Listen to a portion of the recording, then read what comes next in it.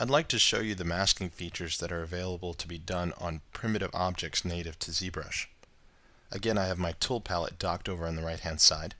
I'm going to click on the tool icon so I can open this up. And this time I'm going to choose the ring 3D. So I'll click on that, click and drag into the center of my canvas, and then hit the edit button so I could start working with this. Now you'll notice over in the tool palette down near the bottom we have this masking feature. If I click on that, it's going to open up a few more options. The first thing I'm going to do is click Mask All. That's going to cover this ring entirely with a mask.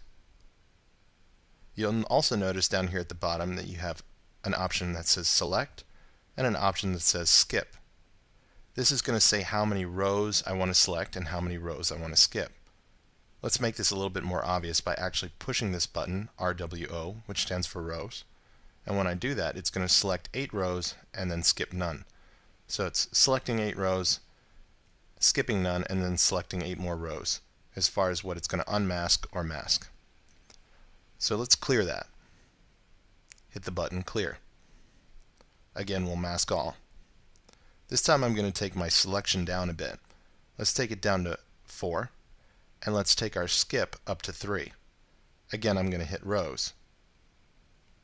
Now you can see that it's selected 4 rows, skipped 3, and selected 4 more. So what good does this masking do?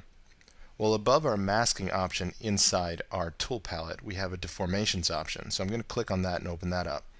And there's a lot of different deformations that we can do on this 3D object. The one I like to work with most is inflate. So down here close to the bottom we have an inflate option. If I scroll this slider up a little bit, you'll notice that the pieces of this ring that aren't masked start to inflate. The pieces that are masked will stay exactly where they are.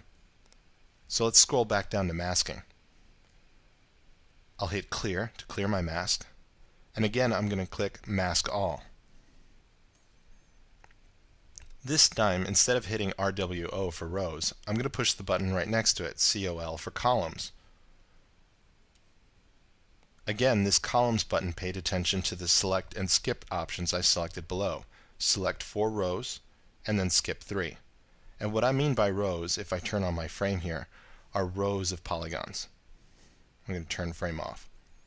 So again, in my deformations menu, I'll click Inflate. I'll just inflate that in a positive value. Scroll back down to masking, and at this point I'm going to hit Clear. So you can see you can make very interesting objects or very interesting tools to start off with. Now that I'm done changing this by masking and deforming it, I'll scroll all the way to the top of my tool palette and then again click Make Polymesh 3D. Now I can hit Ctrl D to divide if I want and start sculpting however I feel like.